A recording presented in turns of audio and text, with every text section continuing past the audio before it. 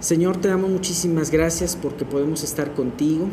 Muchas gracias, Dios, porque tú eres un Dios benigno, un Dios misericordioso. Muchas gracias por todas las personas que pudieron llegar aquí estando con nosotros y escuchar estas enseñanzas. Te queremos pedir que tú las guíes, tanto esta enseñanza del Salmo como la enseñanza que vaya a dar Miguel acerca de los dones de la iglesia. Y te queremos pedir, Señor, que sobre todas las cosas hables a nuestro corazón, que es lo más importante. De nada nos beneficiaría de ver todo tu poder y sabiduría vertidos en esa creación maravillosa, sin apropiarlo en nuestras vidas y ver que ese mismo Dios quiere darnos todo a través de un plan infinito. Señor, pues te queremos pedir todo esto, te damos gracias y tú guía este domingo, esta reunión. Por Cristo Jesús te lo pedimos. Amén. Amén. Bien, pues vamos a leer estos 3 versículos del 24 al 26. Dice: cuán innumerables son tus obras, oh Jehová, hiciste todas ellas con sabiduría. La tierra está llena de tus beneficios. He aquí el grande y anchuroso mar, en donde se mueven seres innumerables, seres pequeños y grandes. Allí andan las naves, allí este leviatán que hiciste para que jugase en él.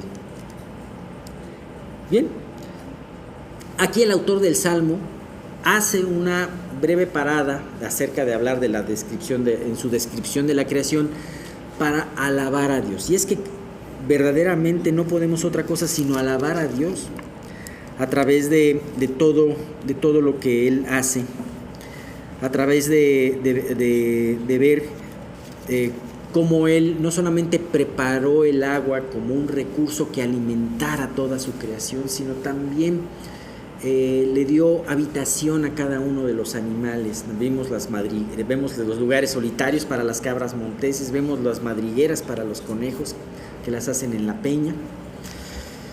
Y ahora nos dice: cuán innumerables son tus obras, oh Jehová.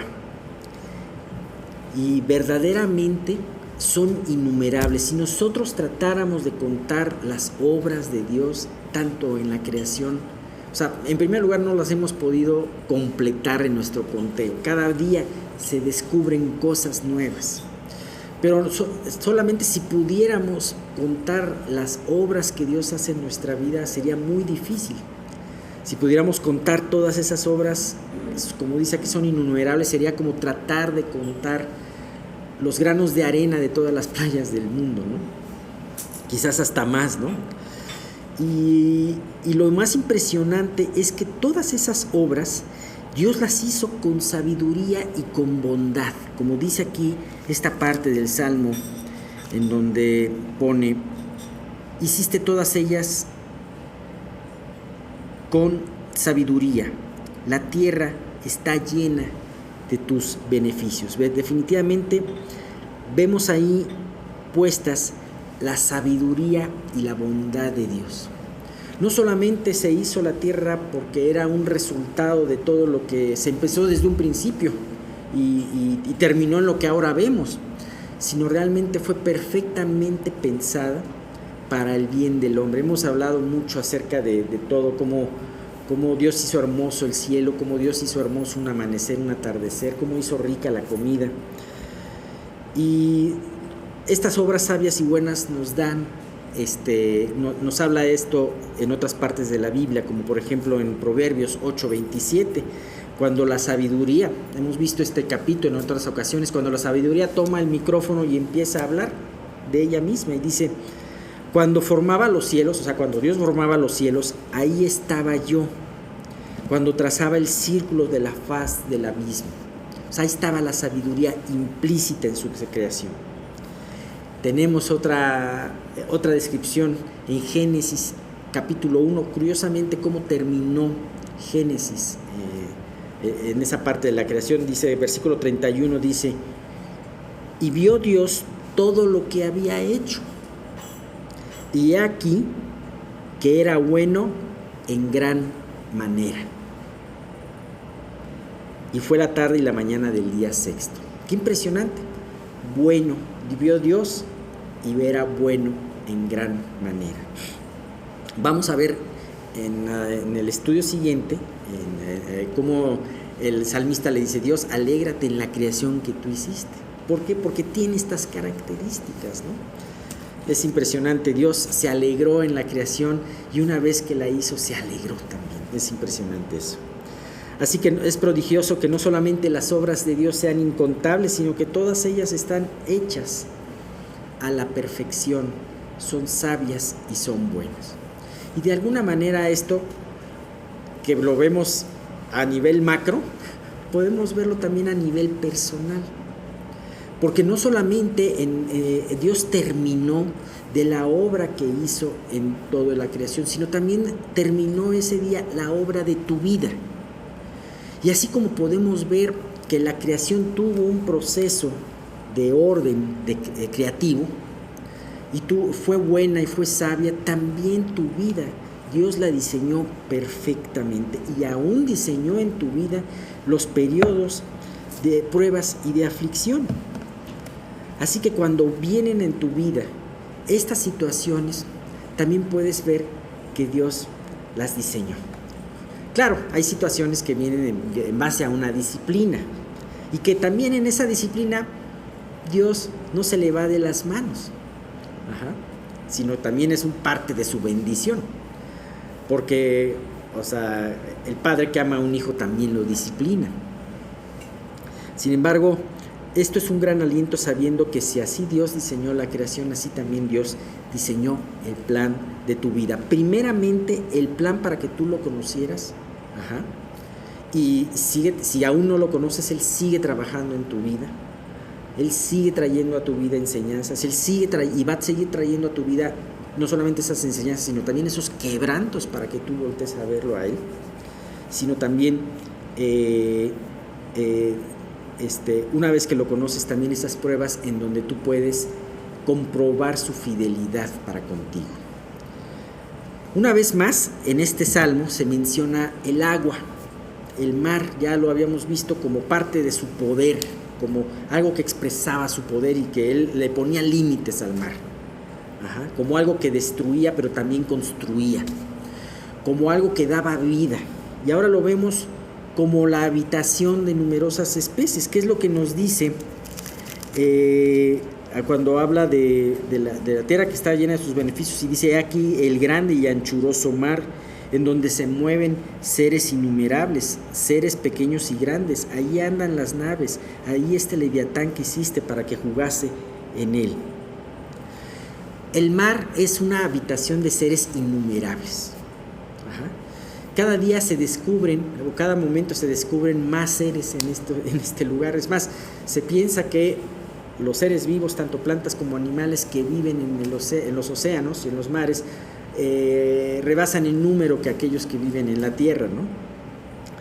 Y ahí están las naves también, ¿no? En aquel entonces pues no se tenía avión, y la forma más rápida de viajar largas distancias era en barco. Y entonces Dios había provisto de estos océanos para poder también, y le había provisto la sabiduría al hombre para poder hacer estas naves y poderse transportar. Esa es una maravilla.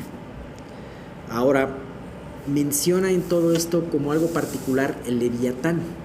Ustedes en otras ocasiones han escuchado acerca del leviatán, y muchas veces algunas veces en la palabra se menciona el leviatán como una fuerza del mal, como una fuerza descontrolada.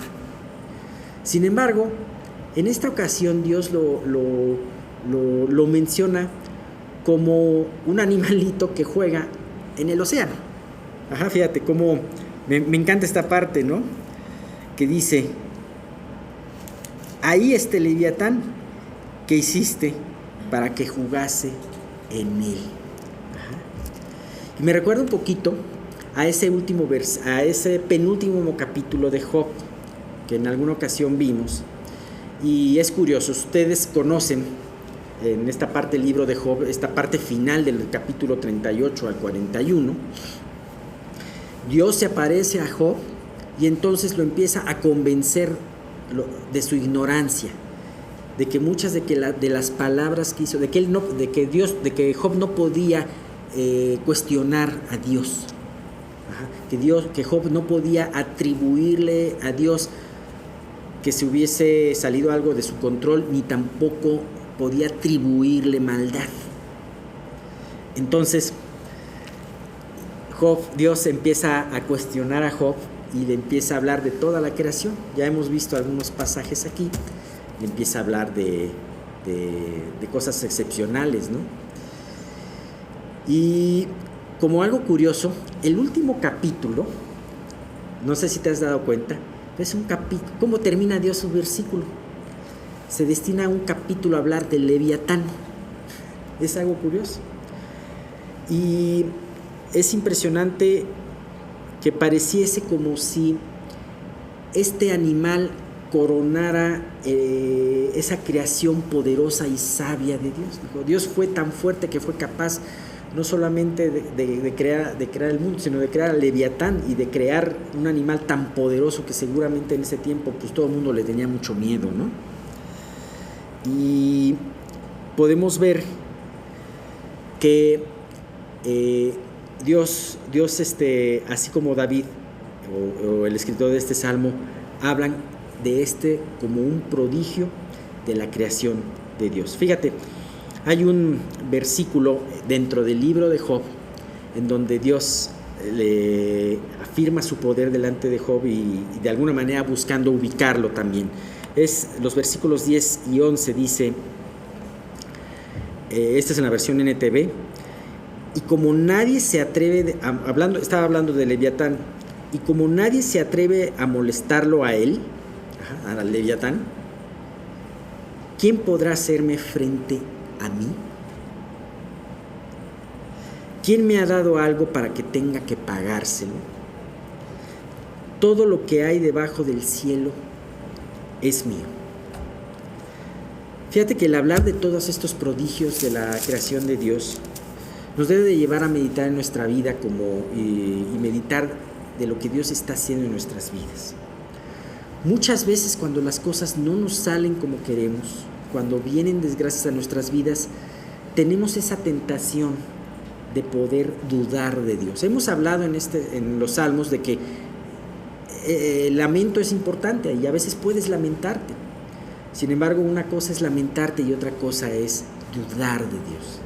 Dejar que esa tristeza, que esa congoja te agarre y te lleve a un sitio que es donde Dios no quiere que estés, que es el sitio en donde tú estás dudando de Él, en donde tu fe se va para abajo. Entonces, es impresionante cómo Dios termina hablando de toda esta maravillosa creación y hablando de un ser muy fuerte, muy grande, de mucho temor, para hablar que aún Dios tiene control sobre este ser. Así como tuvo control del mar, como tuvo control de todo, desde lo más pequeño que no se veía en aquel entonces, como un copo de nieve, como los tesoros de la nieve, hasta algo tan grande como el Leviatán. Y es impresionante saber esto. Y esto nos lleva a ver, Dios, pues realmente tú no te has equivocado. Y aún la situación en la que estoy viviendo, las luchas que estoy teniendo, las carencias que estoy teniendo, estas no se han ido de tus manos, sino que tú las has utilizado para que yo pueda depender de ti y para conocer que, como dice el libro de Daniel, el cielo gobierna. Fíjate lo que dice el Salmo Isaías, versículo 66, capítulo 66, versículo 2, dice: mi mano hizo todas estas cosas, y así todas estas cosas fueron, dice Jehová, pero miraré a aquel que es pobre y humilde y de espíritu, y que tiembla mi palabra. Qué impresionante que es aquel Dios que puede someter a Leviatán, y como dice, jugarás con él como si fuera un cachorrito, como aquel Dios que puede hacer eso, que sea un Dios que pueda escucharte en la intimidad de tu cuarto con un corazón humilde. Acuérdate que aquel que es humilde, Dios no lo desechará, como dice el Salmo 138. Mas al altivo mirará de lejos. Bien, ahora vamos a ver los versículos 27 al 30, que ya es parte de la última parte. Es la última parte del Salmo, a partir del 27 al 35. ¿Y qué es lo que nos dice esto? Dice, todos ellos esperan en ti. Estaba hablando de los animales. Todos ellos esperan en ti para que les des su comida a su tiempo.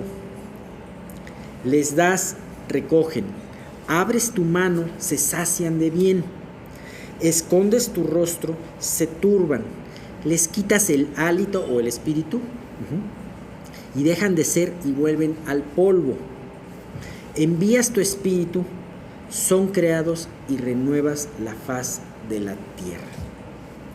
Una vez más nos deja boquiabiertos esta alabanza en donde se habla cómo Dios tiene cuidado de su creación y la mantiene. Mucha gente hoy en día tiene el error de pensar de que Dios hizo una creación perfecta en el tiempo que lo haya creado, y entonces como mecanismo de reloj la echó a andar y ya Él se fue a descansar y todo sucede automáticamente, ¿no? Hay mucha gente que dice, sí creo en Dios, pero también creo que Dios lo hizo en un momento determinado y de ahí en adelante funciona perfectamente la creación. Sin embargo, este es un pensamiento que se contrapone a lo que dice la palabra, y como lo podemos ver aquí, Dios tiene un cuidado en cada instante y una intervención en cada instante hacia su creación. Es impresionante porque dice, todos ellos esperan en ti, todos los animales, todos los seres vivos, para que les des su comida en su tiempo. Y es impresionante ver cómo aquí pareciera como ver una creación que está esperando por por la provisión de Dios, y que está esperando además con paciencia, ¿no? Yo no sé si puedo yo pensar que una creación pueda tener paciencia, pero al parecer la palabra lo dice así. Es más, dice el libro de Romanos que la creación está esperando la redención de los hijos de Dios, porque cuando vaya a hacer eso, va a ser también la redención de la misma creación. Ahora, en alguna ocasión, hablando de la creación que espera pacientemente por su provisión, en una ocasión vi un documental que me llamó mucho la atención, en donde en la sabana asiática estaba en esa época de los meses más calurosos, antes de las lluvias monzónicas. Entonces, pues todos las lagunas, todo eso se había secado y nada más quedaban de repente algunos charcos de lodo, algunos pantanitos. Y era impresionante ver especies diferentes, como hipopótamos, como cocodrilos, como cerca de ahí un tigre, tranquilitos. O sea, estaban en un charco lodoso, refrescándose porque a muchos kilómetros a la redonda todo estaba seco, y ahí estaban esperando. Nadie de ellos se atacaba uno al otro, sino dejando chance de su espacio vital. En otras ocasiones normales, pues son animales muy territoriales, ¿no? Pero ahí estaban unos con otros, pacientemente esperando, como si estuviesen anhelando esa lluvia, y como si supiesen que tarde o temprano iba a llegar de nuevo la lluvia, ¿no? Afortunadamente el documental termina bien, llega la lluvia, ya todos los animales se esparcen y todo es verde y feliz, ¿no? Pero aquí el punto es que si eso lo hacen los animales, ¿por qué no lo hacemos nosotros? Porque a veces nos desesperamos, porque a veces estamos esperando y no queremos sincronizar, porque además hay otra cosa muy importante. Fíjate lo que dice esta parte del Salmo. Dice, todos ellos esperan en ti. Pero la segunda parte del capítulo 27, del versículo 27 dice, para que les des su comida a su tiempo. ¿A qué se refiere a su tiempo? Al tiempo de Dios. El tiempo de Dios es el mejor tiempo. El tiempo de Dios es el tiempo que todos tenemos que esperar. ¿Qué es lo que pasa? Que muchas veces batallamos con nuestra falta de paciencia, que va muy ligada también a nuestra falta de fe y de confianza en Dios. Y esto es algo muy bonito. La creación espera en Dios a que le llegue su comida a su tiempo. Así también el Hijo de Dios, que nosotros tenemos el privilegio sobre todos estos animales, que podemos leer las promesas y tener la certeza de que se van a contestar, de que se van a cumplir. Y entonces, ¿por qué nosotros no esperamos pacientemente en las promesas de Dios? Tenemos esa promesa, podemos esperar. Si los hipopótamos y los cocodrilos estaban esperando por la lluvia, nosotros podemos esperar por esa bendición de Dios. Ahora, hay algo muy importante. Esto de la provisión nos sigue enseñando este salmo. Dice, fíjate, qué enseñanza tan bonita. Dice, les das, recogen, abres tu mano y se sacian del bien. Aquí hay un punto y un secreto muy importante de la provisión de Dios. Dios da, pero su creación recoge. ¿Sabes? Muchas veces se burlan del cristiano porque dicen, ay, tú vas a esperar ahí que Dios, o sea, estás pidiendo a Dios por trabajo y vas a esperar ahí que te dé trabajo y cruzado de manos. No, así no es el esperar en Dios. Sí, efectivamente, todas las bendiciones que tenemos nos caen del cielo. Sin embargo, Dios, así como los animales, tienen que salirse de ese charco cómodo y empezar a buscar los herbívoros la hierba y los carnívoros a los que se comen la hierba. Así también nosotros tenemos que salir por fe a encontrar el maná que diariamente Dios nos da. Fíjate que el maná es un ejemplo muy hermoso de esa provisión de Dios por gracia. En medio de un desierto, Dios les provee de un alimento perfecto, el alimento que ellos necesitaban. Y ese alimento ellos no lo podían producir, ni se daba en las plantas que estaban por ahí. Caía todas las madrugadas del cielo. Y entonces ellos tenían que levantarse y recoger. Dios te da bendiciones, pero también Dios bendice la diligencia y maldice la negligencia. Este es un punto muy importante. Proverbios nos lo dice, fíjate.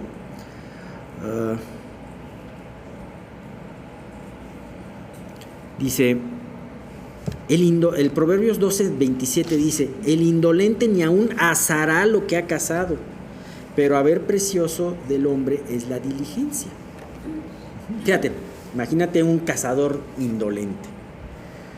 En un día de suerte puede cazar un ciervo grandotote. Y entonces se lo lleva a su casa, pero como está muy pesado el ciervo, lo deja y se va a dormir. Y qué flojera. No lo desangra, no lo destaza, no lo prepara. Se levanta y sigue cansado. Y entonces, hasta que finalmente se dice, ahora sí me voy a levantar y lo voy a hacer, ya se pudrió el animal, ¿no? Entonces, muchas veces, o sea, sí Dios bendice, pero también Dios quiere formar en nosotros una actitud diligente, así como poder recoger también el maná, que era un alimento físico, así también para poder recoger las bendiciones de su gracia, las oportunidades para servirle, la provisión que Él nos da para vivir para Él. ¿Sabes? Tristemente, como cristianos, esa es la parte donde menos diligentes somos. Tristemente es la parte en donde pareciera como que menos nos importa. Pero en la comida nos esforzamos mucho. Pero la comida que verdaderamente importa, no. Y la dejamos como ese cazador indolente, pudrirse. De repente te encuentras con una enseñanza y ya no aplica a tu vida, o simple y sencillamente ya no te acuerdas, ya no entra como debe de entrar, ¿no? Así que Si las cosas así son físicamente, en el mundo material, también deben de ser en el espiritual. Dios te da bendiciones.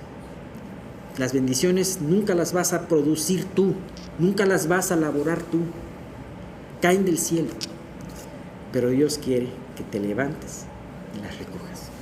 Este es un punto importante. Bien, seguimos con esta parte del Salmo, en donde dice, fíjate, les das, recogen. Abres tu mano, se sacian del bien. Escondes tu rostro, se turban. Les quitas el hálito, dejan de ser y vuelven al polvo. Y envías tu espíritu, son creados y renuevas la faz de la tierra. ¿Sabes? Aquí Dios no solamente está hablando de la bendición, sino habla de un ciclo que generalmente hay. Dios no solamente trae del cielo la bendición, sino también trae del cielo la aflicción. Y también trae del cielo tu tiempo de partir y tu tiempo también de regeneración, ¿no? Y me llama mucho la atención porque dice, abres tu mano. ¿Cómo es? Abres tu mano, se sacian del bien.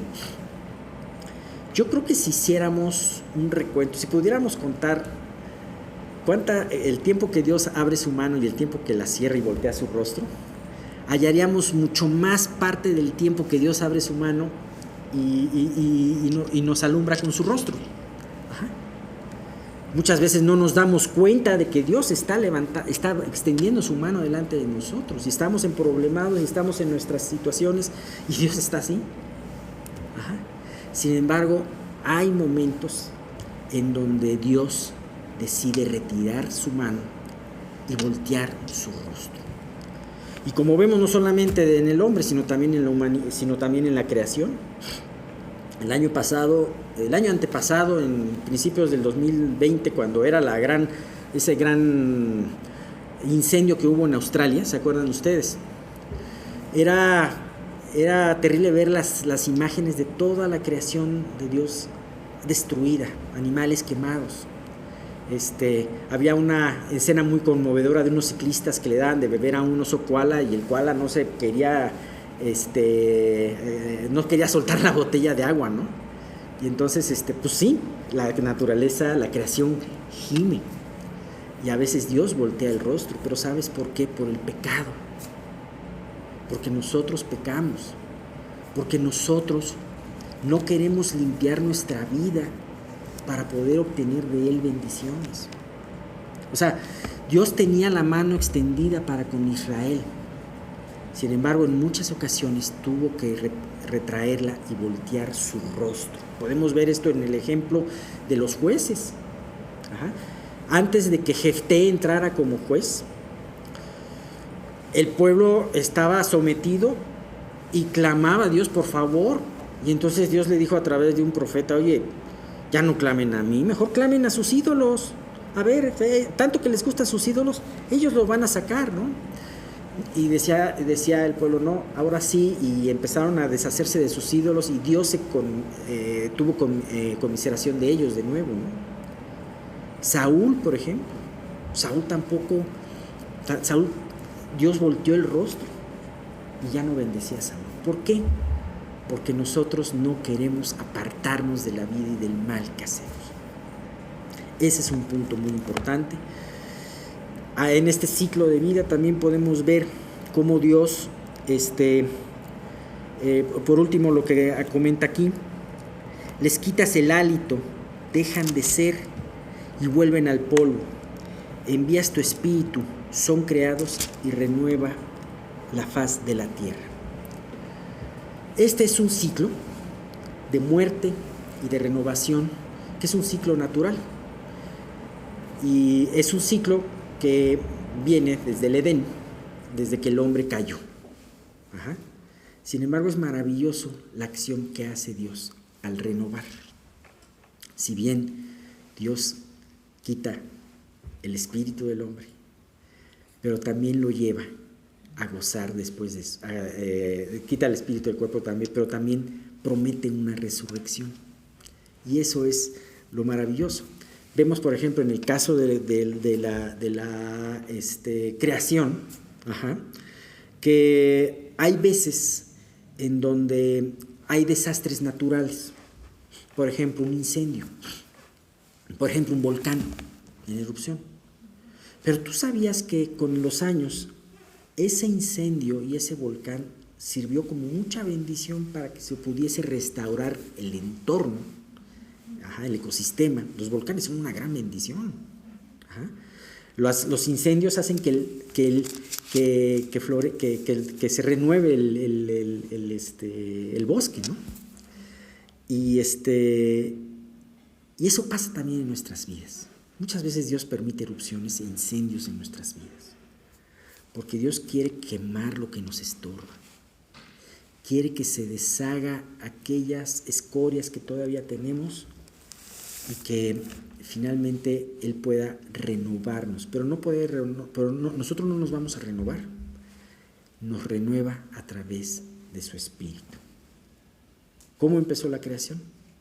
La tierra estaba desordenada y vacía. No sabemos qué pasó antes, hay muchas especulaciones. Pero sin embargo, en el día primero Dios estableció un orden y con su Espíritu renovó la faz de la creación. De la misma manera, no importa dónde estés tú, no importa si te has alejado inclusive de Dios, si has tomado malas decisiones, ¿sabes? Ahora es el tiempo en donde Dios, con un arrepentimiento, puede renovar tu vida a través de su Espíritu. Dice Romanos 6, del 3 al 5, en la versión NTV. ¿O acaso olvidaron que cuando fuimos unidos a Cristo en el bautismo, nos unimos a Él en su muerte? Pues hemos muerto y fuimos sepultados con Cristo mediante el bautismo. Y tal como Cristo fue levantado de los muertos por el poder glorioso del Padre, ahora nosotros también podemos vivir una vida nueva. Dado que fuimos unidos a Él en su muerte, también seremos resucitados como Él. ¿Sabes? Si tú tienes esta relación con Dios, si tú ya has pasado por ese arrepentimiento y Dios te ha dado esa fe, pues verdaderamente Él va a hacer que tú resucites con Él. Sin embargo, en tu vida, en lo que tú estás viviendo, esas aflicciones, esas pruebas, esas catástrofes van a servir para ser una persona más de acuerdo al plan de Dios y para que Dios te bendiga de una manera impresionante. Job las pasó muy duras, pero sabemos ahora que cuál fue la paciencia de Dios, como dice Santiago, y cuál fue el fin de Dios para con Job, que Dios es muy misericordioso y compasivo. Bien, terminamos la próxima semana y hay un versículo que me gusta mucho de lo que vamos a ver la próxima semana. ¿Sabes para qué fue hecho el salmo? Dice este salmo: dulce será mi meditación en ti.